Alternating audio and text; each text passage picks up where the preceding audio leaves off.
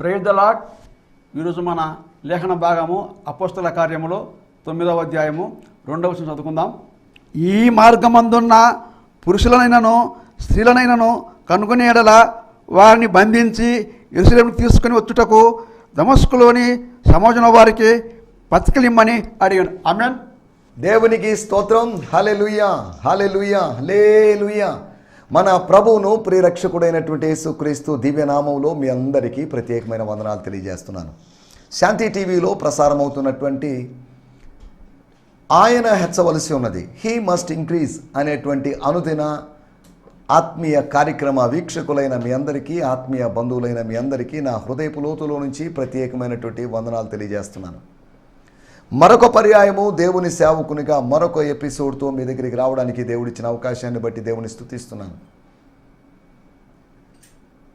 ప్రభు కృపను బట్టి ఈ సంవత్సరంలో 8 నెలలు గడిచిపోయి 9 నెలల్లో మనం ప్రవేశించాం. 8 నెలలు దేవుడు మనల్ని కాపాడాడు, మనకు ఆరోగ్యం బలం ఇచ్చాడు. 9వ నెలలో మనం ప్రవేశించాం. ఇంతవరకు కాపాడినటువంటి దేవుడు ఇక ముందు కూడా మనల్ని కాపాడుతాడు. ఎబెనేజరు దేవుడు, ఆయన మనకు తోడుగా ఉండి మనకు సహాయకుడుగా ఉన్న దేవుడు. ఆయన బండ లాంటివాడుగా పోల్చబడినప్పటికీ ఆయన్ని సహాయపు రాయిగా మనం భావించవచ్చు. సహాయం చేసే రాయి లాంటి వ్యక్తి అని భావించవచ్చు. దేవునికి స్తోత్రం. మీ అందరికీ మరొక పర్యాయం ప్రత్యేకమైన వందనాలు చెల్లిస్తున్నాను. మీరు, మీ కుటుంబ సభ్యులు వీళ్ళంతవరకు మీ ఇంట్లో ఉన్న వారందరూ వచ్చి ఒక చోట కూర్చోండి, టీవీ దగ్గర కూర్చోండి, వాక్యాన్ని చూడండి, లేకపోతే వాక్యాన్ని వినండి. ఏదో వాళ్ళేదో చెప్తుంటారు, మేమేదో వినాలి కదా అనే ధోరణిలో కాకుండా దేవుని వాక్యాన్ని కొద్ది జాగ్రత్తగా, సీరియస్గా తీసుకుందాం, గంభీరంగా తీసుకుందాం. దేవుని వాక్యంలోకి వెళ్ళడానికి ముందుగా ప్రార్థన చేసుకుందాం. ప్రార్థన చేసుకొని మన కార్యక్రమాన్ని ఆరంభించుకుందాం. ప్రభు యొక్క సహాయం కావాలి మనకు. ప్రభు మనల్ని నడిపించాలి. బోధించేటువంటి ప్రతి బోధకుడికి ప్రభు యొక్క సహాయం కావాలి. ఎంత జ్ఞానం కలిగిన బోధకుడైనా కావచ్చు, ఎంత ప్రసిద్ధుడైనటువంటి సేవకుడైనా కావచ్చు, కానీ అతనికి దేవుని ఆత్మ నడిపింపు కావాలి. నెహెమ్యా గ్రంథము 9వ అధ్యాయం 20వ వచనంలో రాయబడింది, ఆయన వారికి బోధించుటకు ఉపకారాత్మను దయచేసెను. He has given his good spirit to them అని రాయబడింది. ఒక మంచి ఆత్మ, దేవుని ఆత్మ మనకు బోధించడానికి, బోధకు కావలసినటువంటి సమాచారాన్ని అందించడానికి, బాధించకుండా కేవలం బోధించడానికి, బోధ హృదయములోకి చొచ్చుకొని పోఉన్నట్లుగా పరిశుద్ధాత్ముడు కార్యం చేస్తాడు. దాన్ని మనం మర్చిపోకూడదు. దేవుని స్తోత్రం. హల్లెలూయా. ఈ సమయంలో చిన్న ప్రార్థన చేసుకుందాం. ప్రార్థనలో దయచేసి ఏకీభవించండి. నా 2 నంబర్లు ఇక్కడ డిస్ప్లే అవుతున్నాయి. మీరు ఫోన్ చేయాలనుకున్నారు ఫోన్ చేయొచ్చు. ఈ సమయంలో కాదు, 8 నుంచి 8:30 తర్వాత మీరు ఫోన్ చేయొచ్చు. మీ కొరకు ప్రార్థన చేస్తాం. ఒక టీవీ ప్రసంగికునిగా నేను బోధించడం వల్ల లేదా ప్రార్థించడం వల్ల ఏదో జరుగుతుందని నేను అనుకోవడం లేదు. అదే సమయంలో మీ స్థానిక సంఘ కాపరి యొక్క ప్రార్థన సహాయాన్ని తప్పకుండా మీరు కోరుకోండి. మేము ఎప్పుడైనా వచ్చి ప్రార్థన చేయగలం, ఫోన్లో ప్రార్థన చేయగలం తప్ప మాకు పరిమితులు ఉన్నాయి. కానీ మీ స్థానిక సంఘ కాపరి అలా కాదు, మీతో ఉండి ఉపవసించి ప్రార్థన చేయగలడు కనుక ఆయనకి మంచి అవకాశం. కాబట్టి ఆయన, మీలో ఎవరైనా రోగి అయి ఉంటే సంఘ పెద్దలను పిలిపించి ప్రార్థన చేయాలి. సంఘము కేవలం ఆర్థిక లబ్ధి పొందడానికో లేకపోతే కేవలము కొన్ని మాటలు వినడానికో, ఆత్మీయ మాటలు వినడానికి మాత్రమే కాదు, ఆత్మీయమైన సహాయం, ప్రార్థనా సహాయము అందించడానికి, prayer help should come from the local church. If a church is a praying church, help, heavenly help, divine help come through the church, through the prayers of the church. దేవుని స్తోత్రం. దయచేసి తల్లోంచండి, కళ్ళు మూసుకోండి, చిన్న ప్రార్థన చేసుకుందాం. పరిశుద్ధుడైన మా దేవా, మాకు ఇచ్చిన మంచి దినము కొరకై మీకు వందనాలు. ఈ కార్యక్రమాన్ని చూస్తున్న మా ప్రియుల కొరకై మీకు వందనాలు. వారెవరైనా సరే వారిని మీరు పేరు పేరున మీరు దీవించండి, వారి అవసరతలు మీరు తీర్చండి. అనారోగ్యంతో ఉన్నవాళ్ళు ఉన్నారు, శారీరక సమస్యలు, మానసికమైన సమస్యలు, ఆత్మీయ సమస్యలతో బాధపడుతున్న వారు ఉన్నారు. వారందరినీ మేము యేసు నామములో మీ సన్నిధానానికి తెస్తున్నాం. మీ కృపాసనం దగ్గరికి తీసుకుని వస్తున్నాం.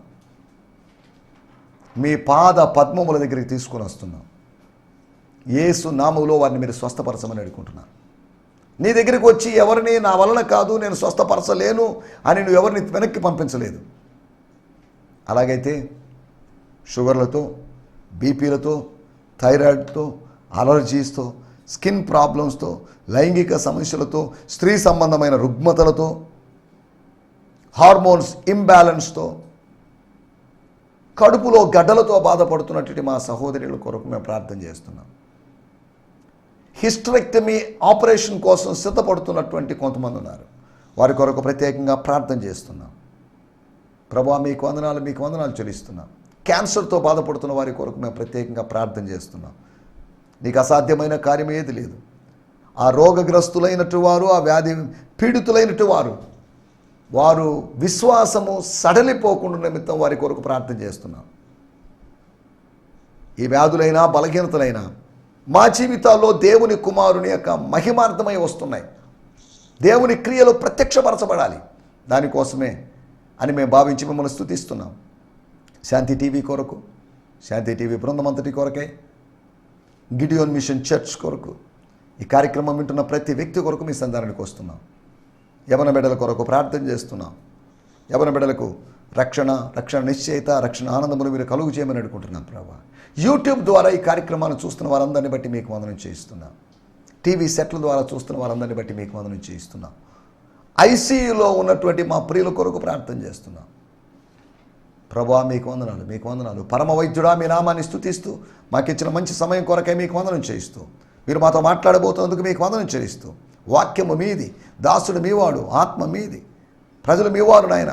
కనుక మీ నామ మహిమార్థమై కార్యము జరిగించండి. నేను కేవలము నిష్ప్రయోజకుడైనటువంటి దాసుని మాత్రమే. ప్రభా, కొంతమంది యవన బిడ్డలు వాళ్ళ అడ్మిషన్స్ కోసం ప్రార్థన చేయమని అడిగారు. వారి జీవితాల్లో వేలు డొనేషన్లు కట్టాల్సిన పరిస్థితులు ఏర్పడ్డాయి. వారి తల్లిదండ్రులకు కావాల్సిన ఆర్థిక వనరులు మీరు సమకూర్చమని, కార్యము జరిగించమని సకల ఘనత, మహిమ, ప్రభావాలు మీకే ఆరోపిస్తూ, నాతో పాటు స్టూడియోలో ఉన్నటువంటి మీ దాసులు పాస్టర్ డి జ్ఞానసూర్యుడి గారు కాకుటూరు, అంతేకాకుండా పాస్టర్ ఆర్ రాజన్ గారు కేరళ, వీరిని బట్టి మీకు వందనం చేస్తూ, వారి పరిచయలను బట్టి మీకు వందనం చేస్తూ, యేసుక్రీస్తు నామములోనే ప్రార్థించడుగుతున్నాం పరమ తండ్రి. ఆమేన్. దేవుని స్తోత్రం. రండి మనం ఈ సమయంలో దేవుని వాక్యాన్ని ధ్యానించుకుందాం. అపోస్తుల కార్యములు 9వ అధ్యాయ ధ్యానాల్లో ఉన్నాం. We're going through or we're studying the book of Acts. అపోస్తుల కార్యములు ధ్యానములు. ప్రభు కృపను బట్టి 8 అధ్యాయాలు మనం ముగించుకున్నాం. 8 అధ్యాయాల్లో సుమారు 200కు పైగా సందేశాలు. దేవుని స్తోత్రం. అపోస్తుల కార్యములు మీరు చదవాలని మిమ్మల్ని కోరుతున్నాను. ఎందుకంటే కొంతమందికి చరిత్ర అంటే ఇంట్రెస్ట్, హిస్టరీ అంటే ఇంట్రెస్ట్. ఏం జరిగింది, అప్పట్లో ఏం జరిగింది, చిన్నప్పుడు American history, north American history, south American history, African history, European history, అది ఇండియన్ హిస్టరీ, ఇలా ఉంటాయి. అలాగైతే ఇది church history. It is not Israelites, Jewish first century history. ఇది చర్చ్ యొక్క హిస్టరీ. చర్చ్ అనేటువంటి ఒక చిన్న సంస్థ, చిన్న ఆర్గనైజేషన్ యొక్క హిస్టరీ. అపోస్తుల ద్వారా, అపోస్తుల చరిత్ర కాదు ఇది, అపోస్తుల ద్వారా సంఘములో, లేదా సంఘము ద్వారా అపోస్తుల ద్వారా ఏమి జరిగింది అనేటువంటి చరిత్ర. దీని గురించి మనం మాట్లాడుకుంటున్నాం. మన ముందు ఇంకా 19 అధ్యాయాలు ఉన్నాయి. వాటన్నిటిని మనం కవర్ చేసుకోవాలి. కనుక దేవుని వాక్యాన్ని జాగ్రత్తగా విందాం. మీకు అవకాశం దొరికినప్పుడల్లా ఈ దినాల్లో, ఈ నెలంతా, ఇలా అయితే ఈ నెలలో ఒక 10-15 రోజులు అపోస్తుల కార్యములు 9వ అధ్యాయం చదవడానికి మీరు ప్రయత్నం చేయాల్సిందిగా మిమ్మల్ని కోరుతున్నాను. స్తోత్రం. ఈ సమయంలో మన ధ్యానం నిమిత్తమై అపోస్తుల కార్యములు 9వ అధ్యాయము 2వ వచనం, book of acts 9th chapter verse 2. ఈ మార్గమందున్న yes వారిని బంధించి యెరూషలేముకు తీసుకొని వచ్చుటకు దమస్కులోని సమాజంలో వారికి ప్రతిజ్ఞని అడిగాను. And requested a letter of authorization he could take to the Jewish leaders in Damascus, requesting their cooperation in finding and arresting any who were followers of the way, of the way. Saul wanted to capture all of the believers he found, both men and women, and drag them as prisoners back to Jerusalem. దేవుని స్తోత్రం. ఈ మార్గమందున్న వారిని, దేవుని స్తోత్రం, ఈ మార్గం, దాని గురించే మనం కొద్దిగా మాట్లాడుకోబోతున్నాం. దిస్ వే, ఈ త్రోవ, ఈ మార్గమందు ఉన్నవారు అంటున్నప్పుడు వారు ఇంకా గమ్యస్థానాన్ని చేరుకోలేదు. ప్రయాణం ఆరంభించారు, మార్గ మధ్యలో ఉన్నారు, మార్గంలో ఉన్నారు. వాళ్ళు ఇంకా వాళ్ళ డెస్టినీని చేరుకోలేదు, వాళ్ళ యొక్క డెస్టినేషన్ని వాళ్ళు చేరుకోలేదు. కానీ వాళ్ళు చేరుకుంటారు, వాళ్ళు సరైన మార్గంలో ఉన్నారు. అనగా సిరియా రాజధాని అయినటువంటి దమస్కులో కొంతమంది దేవుని బిడ్డలు ఉన్నారు, దేవుని చేత ఏర్పాటు చేయబడిన వాళ్ళు ఉన్నారు. అక్కడ యూదులు ఉన్నారు, అన్యజనులు ఉన్నారు, సమాజ మందిరాలు ఉన్నాయి, శిష్యులు ఉన్నారు. వీటన్నిటి మధ్యలోకి దేవుడు తన దాసుడు కాబోతున్నటువంటి సౌలుని పంపించిన సందర్భాన్ని మనం చూస్తున్నాం. తన ఇష్టానుసారంగా వస్తున్నాడు, దేవుని చిత్త ప్రకారం రావడం లేదు, కానీ దేవుని చిత్త ప్రకారం పట్టబడ్డాడు. నేను చదువుతున్నాను ఫాదర్స్ లైఫ్ న్యూ టెస్ట్మెంట్లోంచి 2వ వచనాన్ని నేను చదువుతున్నాను. And asked him for letters to the synagogues in Damascus so that if he found any who were of the way, ఈ మార్గమందున్నవారు, whether men or women, he could bind them and bring them to Jerusalem. ఈ మార్గమందున్నవారు అంటున్నప్పుడు ఈ మార్గానికి సంబంధించిన వారు, those who belong to this way, ఈ మార్గములో నిలిచి ఉన్నవారు. మన ముందు అనేకమైన మార్గాలు ఉన్నాయి, కానీ ఈ మార్గమందు అని అంటున్నప్పుడు ఏ మార్గము అని మనం కొద్దిగా ఆలోచిస్తే అపోస్తుల కార్యములు 19వ అధ్యాయము 23వ వచనం, బుక్ ఆఫ్ యాక్ట్స్ 19:23. ఆ కాలమందు క్రీస్తు మార్గమును గూర్చి చాలా అల్లరి కలిగెను. మార్గం, క్రీస్తు మార్గం. యోహాను సువార్త 14వ అధ్యాయము 6వ వచనంలో మనకందరికీ తెలిసిన వాక్య భాగమే. యేసు ప్రభు తనను తాను బయలుపరుచుకున్నాడు. He revealed himself, the 3-fold revelation. అది నేనే మార్గం, ఐఎమ్ ద వే, నేనే సత్యం, ఐఎమ్ ద ట్రూత్, నేనే జీవం, ఐఎమ్ ద లైఫ్. మార్గము, సత్యము, జీవము వేరు వేరు వ్యక్తులు కాదు. నా తండ్రి మార్గం, నేను జీవము, పరిశుద్ధాత్మలు సత్యము అని కాకుండా మేము ముగ్గురం, లేకపోతే నేను, ఆయన వెనకాల వీళ్ళిద్దరు ఉన్నారు, వీళ్ళిద్దరి వెనకాల ఆయన ఉన్నాడు. త్రిత్వము అనేటువంటి ఆ అంశం, ఆ భావన ఒక మర్మాత్మకమైనది. అది అర్థం చేసుకోవడానికి కష్టమైనప్పటికీ కూడా మన దాని ద్వారా విషయాలు గ్రహించాలి. దేవుని స్తోత్రం. నేనే మార్గం, నేనే సత్యం, నేనే జీవం అని చెప్పాడు. నేను మీకు మార్గం చూపిస్తానని కాదు యేసు ప్రభు అనింది. నేనే మార్గం, I become a way for you, I am way himself. నేను మార్గంనైనా ఉన్నాను, వేరొక మార్గం కాదు. నా దగ్గరికి రావడానికి వేరొక మార్గం ఉందని కాదు. ధర్మశాస్త్రం ఒక మార్గం, ఒక ట్యూటర్, స్కూల్ మాస్టర్. క్రీస్తు దగ్గరికి రావడానికి, క్రీస్తులోనికి ప్రవేశించడానికి, ధర్మశాస్త్రపు మాటలో నడిచి క్రీస్తు దగ్గరకు వచ్చి క్రీస్తు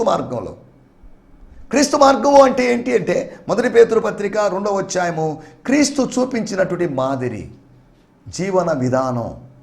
అక్షరార్థమైన మార్గం కాదు ఇది. ప్రతివాడు మార్గంలో ఉంటాడు. మార్గము లేకపోతే త్రోవ పక్కన పడినట్టు విత్తనాల గురించి మనకు తెలుసు. త్రోవలో పడిన విత్తనాల పరిస్థితి, త్రోవ పక్కలైనా త్రోవలో పడిన పరిస్థితి, అవి తొక్కివేయబడతాయి. త్రోవ పక్కనున్నవి పక్షుల చేత మింగివేయబడ్డాయి. కానీ మంచి నేలలో పడిన విత్తనాలు మాత్రమే ఫలించాయని మనకు తెలిసిన స్టోరీ, దాంట్లోకి ఇప్పుడు వెళ్ళలేదు. ఈ మార్గం, స్తోత్రం, ఒక మార్గం ఉంది. అది దేవుడు ఏర్పాటు చేసుకున్న మార్గం, అది రాజమార్గం, అది ఉన్నతమైన మార్గం. నేనే మార్గం అనేసి అన్నప్పుడు మనం ఆలోచించాలి, వేరే మార్గాలు లేవని, వేరే మార్గాలన్నీ మూయబడాలని, ఆ మార్గాల గుండా ప్రవేశిస్తే గమ్యాన్ని చేరుకోలేమని.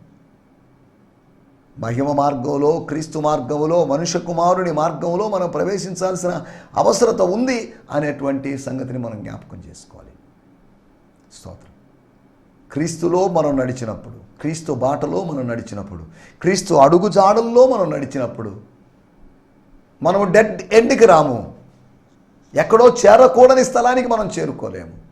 కానీ ఒక గమ్యస్థానాన్ని, ఒక నిత్య గమ్యస్థానాన్ని, స్తోత్రం, అక్కడ మనం చేరుకుంటాం. దేవుని స్తోత్రం, హల్లెలూయా. మనం ఎక్కడికో చేరుకోవాలని దేవుడు కోరుకోలేదు.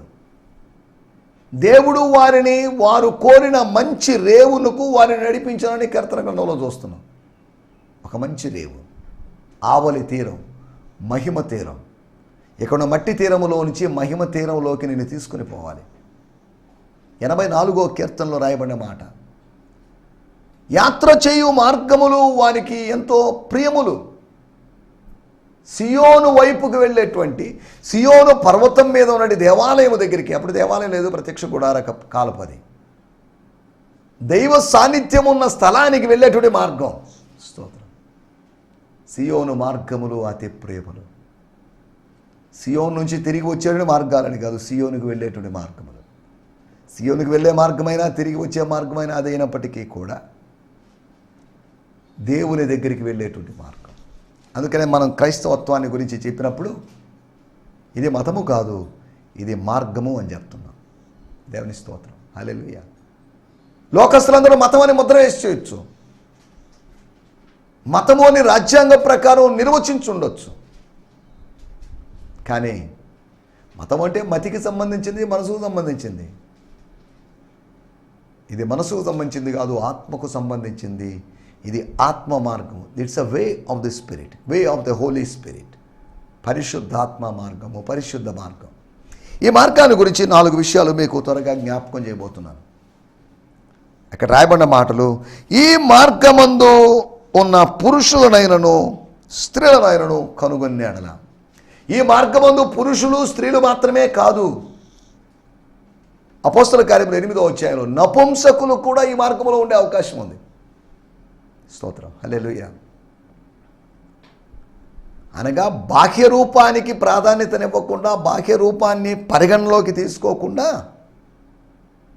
స్తోత్రం, హల్లెలూయా, స్త్రీ అయినా పురుషుడైనా, చిన్నలైనా పెద్దలైనా వాళ్ళందరికీ మార్గంలో ఉండేటువంటి అవకాశం ఉంది.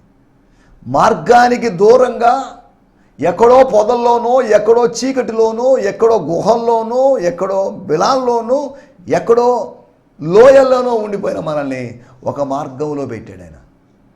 దారి తప్పిన మనల్ని, మనమందరము గొర్రెల వలె దారి తప్పాం. మనుష్య గొర్రెలు దారి తప్పాయి. క్రైస్తవులు మాత్రమే కాదు గొర్రెలు, అందరూ గొర్రెలని దేవుని వాక్యంలో రాయబడింది. మనుష్య గొర్రెలు, క్రైస్తవ గొర్రెలు, క్రైస్తవేతర గొర్రెలు, ఏవైనా సరే, ఈ గొర్రెలన్నీ ప్రతి మానవుడుగా ఉండాల్సిన మానవుడు గొర్రెలాగా మారిపోయి, గొర్రె స్థాయికి దిగిపోయి గొర్రెలాగా దారి తప్పాడు. దారి తప్పిన గొర్రెల కోసం ప్రధాన కాపరిగా వచ్చి దారిలో పెట్టి అవసరమైతే తన భుజాల మీద మోసుకొని తీసుకుని వెళ్ళినటువంటి ఒక పరమ ప్రధాన కాపరి అయినటువంటి యేసు వైపు మనం చూద్దాం. స్తోత్రం, హల్లెలూయా. మనం ఆలోచిస్తున్న విషయాల్లోకి వచ్చేద్దాం. మన సమయం కొద్దిగా ఉంది కనుక ఈ మార్గాన్ని గురించి 4 విషయాలు మీకు జ్ఞాపకం చేస్తాను. 77వ కీర్తన 19వ వచనంలో మనం గమనించినట్టయితే, సామ్స్ 77 వర్స్ 19లో మనం గమనించినట్టయితే, నీ మార్గము సముద్రములో నుండెను,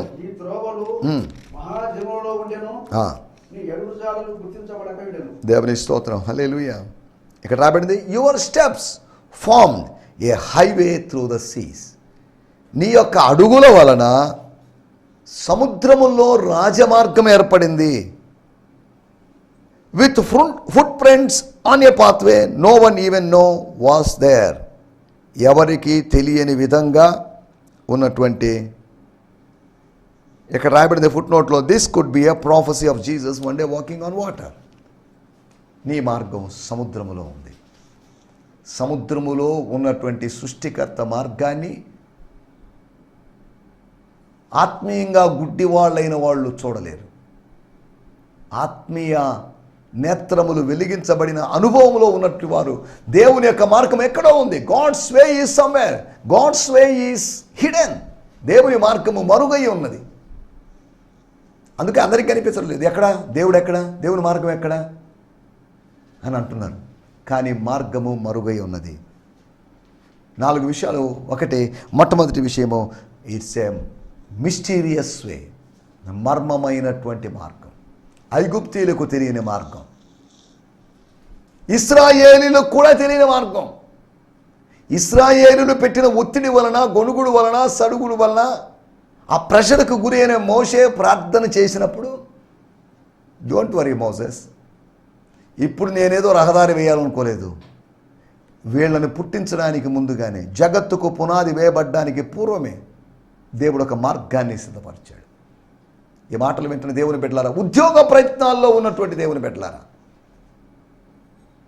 ఇక హాస్పిటల్ నుంచి డిశ్చార్జ్ అవుతామో లేదో అనే నమ్మకం లేనటువంటి స్థితిలో ఉన్నటువంటి ఎవరైనా సరే, he prepared a way, he paved a way, path, ఒక పాత్ని దేవుడు మన కోసం సిద్ధపరిచాడు. ఆ మార్గం వైద్యులకు కనిపించదు. ఒక అద్భుతము జరిగితే తప్ప ఆ మార్గంలోనూ ఉండలేదు. అందరికీ తెలిసిన మార్గం గుండా దేవుడు తన ప్రజలు నడిపించలేదు. ఆయన వారిని సముద్రపు మార్గములో నడిపించాడు. ఈ మార్గమందున్న వారిని, దేవుని స్తోత్రం, ఎక్కడో ఉన్న వాళ్ళని తీసుకొని ఈ మార్గంలో పెట్టాడు. ఎక్కడో ఉన్న వాళ్ళని, తోట వెలుపల ఉన్న వాళ్ళని తీసుకొచ్చి తోట లోపల పెట్టాడు, ఉద్యానవనంలో పెట్టాడు, మందలో పెట్టాడు. భద్రత లేకుండా ఉన్న నీకు దేవుడు భద్రతనిచ్చాడు. ఫెన్సింగ్ లేని నీకు, కంచె లేని నీకు, ప్రొటెక్షన్ లేని నీకు ఆయన ప్రొటెక్షన్ ఇస్తున్నాడు. దేవుని స్తోత్రం. యోబు యొక్క కుటుంబం చుట్టూ, ఆయన యొక్క ఇంటి చుట్టూ, లేకపోతే ఆయన ఆస్తి చుట్టూ, ఊజు దేశములో ఎవరికీ లేనటువంటి ఒక ప్రత్యేకమైన, డబ్బున్నాయని కాబట్టి ప్రొటెక్షన్ ఉందనుకున్నారు. కాదు, దేవుడున్న ఆయనకున్నంత ప్రొటెక్షన్ డబ్బున్న వ్యక్తికి కూడా ఉండదు.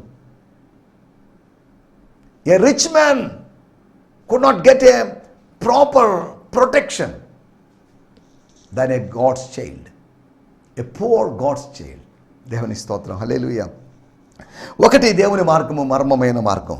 రెండో విషయాన్ని నేను మీకు జ్ఞాపకం చేస్తాను. మత్తయి సువార్త 7వ అధ్యాయము 13, 14 వచనాలు మనకందరికీ తెలిసిన వాక్యాలే. యేసు ప్రభు కొండ మీద ప్రసంగంలో 5వ అధ్యాయం, 6వ అధ్యాయం, 7వ అధ్యాయంలో అక్కడ మార్గాల గురించి, ద్వారాల గురించి చెప్తున్నాడు. ఇరుకు ద్వారమున ప్రవేశించండి. 2 మార్గాలు ఉన్నాయి. ఒకటి నారో వే ఉంది, ఇంకోటి వైడర్ వే, బ్రాడర్ వే ఉంది. స్తోత్రం. ఇరుకైన మార్గం, ఇరుకైన ఆలోచన విధానం అని కాదు, ఇరుకులో విశాలతను కలుగు చేస్తాడు. అలాగైతే ఇరుకు మార్గములో విశాలత కలుగు చేస్తాడు. ఆ జీవన విధానం క్రీస్తు యొక్క మార్గంలో ఆ కాలమందు అల్లరి జరిగింది, ఇబ్బందులు కలిగాయి, ప్రాబ్లమ్స్ అయ్యాయి అని రాయబడింది. స్తోత్రం. ఒకటి, అది మర్మమైన మార్గము. రెండవది, ఆ మార్గాన్ని గురించి మనం ఆలోచిస్తున్నట్టు విషయం, అది ఇరుకైన మార్గం. సూది బెజ్జముల్లో ఒంటె దూరుట సులభము. ధనవంతుడు దేవుని రాజ్యంలో, సూది బెజ్జము అంటే అక్షరార్థమైన సూది బెజ్జం కాదు. వాళ్ళ మార్గాలు కొండల్లో నుంచి వెళ్ళేటప్పుడు చిన్న రంధ్రాలు ఉంటాయి, దాన్ని ఐ ఆఫ్ ది నీడిల్ అన్నారు. వాటిలో నుంచి అతి కష్టం మీద దేహం ఒరుసుకొని పోతుంది, దేహం రాసుకొని పోతుంది, ఇరుకిరుగ్గా దాంట్లోంచి వెళ్ళిపోవాలి. దాన్నే సూది బెజ్జం అన్నారు అంతవరకే. కానీ అక్షరార్థమైన సూది బెజ్జంలో వంటను ఎలా దూరుస్తారండి, ఏంటండి ఇది అని మనం ప్రశ్నించడానికి వీల్లేదు. దేవుని స్తోత్రం. రెండో విషయము మనం ఆలోచిస్తున్నట్టు విషయం, అది ఇరుకైన మార్గం, మర్మమైన మార్గము, ఇరుకైనటువంటి మార్గం. మూడో విషయాన్ని నేను మీకు జ్ఞాపకం చేస్తాను. ఆ మార్గమును గురించి అపోస్తుల కార్యములు 19వ అధ్యాయము 9వ వచనం. అయితే కొందరు హార్డన్ అయ్యారు, వాళ్ళ హృదయాలు కఠినపరుచుకున్నారు. కఠినపరచబడ్డ వారై జన సమూహం ఎదుట, అందరి ఎదుట, యూదుల ఎదుట దేవుని మార్గాన్ని పబ్లిక్ గా దూషిస్తున్నారు, అవమానకరంగా మాట్లాడుతున్నారు. చాలండి సార్. దూషించబడుతున్నటువంటి మార్గం, రిప్రోచింగ్ వే, రిప్రోచెస్కి గురవుతున్నట్టువే. స్తోత్రం, హల్లెలూయా. ఒక మార్గాన్ని గురించి మనం మాట్లాడుకున్నాం. దేవుడు ఏర్పాటు చేసుకున్న మార్గాన్ని గురించి మాట్లాడుకున్నాం. అది మర్మమైన మార్గమని, అది ఇరుకైన మార్గమని, అది ఇబ్బందులతో కూడుకున్న మార్గం, లేదు అంటే అది దూషించబడుతున్నటువంటి ఈ అపరిమితమైనటువంటి, లేకపోతే ఈ జీవన ప్రయాణంలో మీతో కలిసి ప్రయాణం చేయలేదని, పరిగెత్తలేదని మిమ్మల్ని దూషిస్తున్నారు కొంతమంది. స్తోత్రం. ఎందుకయ్యా అప్పుడే బాప్తిజం తీసుకున్నావు, ఎందుకు చర్చికి వెళ్తున్నావు, ఎందుకు బైబిల్ పట్టుకొని తిరుగుతున్నావు అని దూషిస్తున్నారు ప్రజలు. ఈ మార్గాన్ని దూషిస్తున్నారు. 4వ విషయం నేను చెప్పి ముగిస్తాను. అపోస్తుల కార్యములు 24వ అధ్యాయము 14వ వచనం మరియు 15వ వచనం 2 కలిసి ఉన్నాయి. అపోస్తుల కార్యములు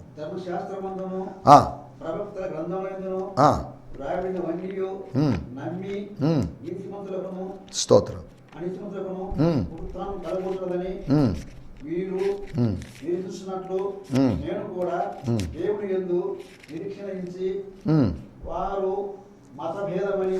ఇది ఇంపార్టెంట్ మాట. వారు మతభేదమని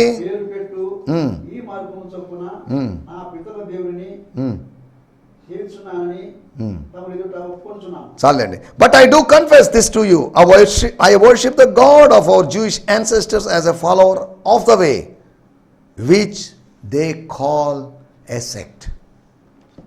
అనగా వాళ్ళు మతభేదము అని చెప్పబడినటువంటి దారి తప్పిన మతమను, దారి తప్పిన మతశాఖ అని చెప్పినటువంటి ఆ మార్గం, మార్గానికి ఒక పేరు లేదు, క్రీస్తు మార్గం. దాన్ని అది మర్మమైన మార్గం, అది ఇరుకైన మార్గం. ఆ మార్గానికి వాళ్ళు పెట్టిన పేరు మతభేదము. ఇట్స్ ఎ డివిజివ్ రిలీజియన్, ఒక ప్రత్యేకమైన కల్ట్ అండి అది అన్నట్టుగా వాళ్ళు మాట్లాడారు. మతభేదము అన్నారు. పేర్లు ఏ పేరుతో వాళ్ళు పిలుచుకున్నప్పటికీ ఈ మార్గంలో నిలిచేటువంటి కొంతమంది పురుషుల్ని దేవుడు ముందుగా సిద్ధపరిచాడు. ప్రభు కృపను బట్టి ఈ మార్గంలో ఇప్పుడు లక్షల వేల కోట్ల మంది ప్రజలు ఉన్నారు. స్తోత్రం. దేవుడు మనల్ని ఈ మార్గంలో నిలబెట్టిన దాన్ని బట్టి నేను ప్రభునామాన్ని మహిమపరుస్తూ ఈ మార్గంలో కొనసాగుతూ ముందుకు చేరుకొని మహిమలోకమనే గమ్యస్థానాన్ని చేరుకోవడానికి ప్రభు మనకందరికీ కృపను దయచేయునుగాక. ఆమేన్. హల్లెలూయా, హల్లెలూయా. మీ అందరికీ వందనాలండి. ఈ సందేశము మీకు ఆశీర్వాదకరంగా ఉందని నమ్ముచున్నాము. ప్రార్థన అవసరతల కొరకు మమ్మల్ని సంప్రదించవలసిన మా చిరునామా గిద్యోన్ మిషన్ చర్చ్, 6వ వీధి, శాంతినగర్, నెల్లూరు 4, ఆంధ్రప్రదేశ్. పిన్ 524004. మా ఫోన్ నంబర్లు 7036443613 మరి ఒక నంబర్ 9392293010. మా ఈమెయిల్ ఐడి gfihmi2015@gmail.com. దేవుడు మిమ్మును ఆశీర్వదించునుగాక. ఆమేన్.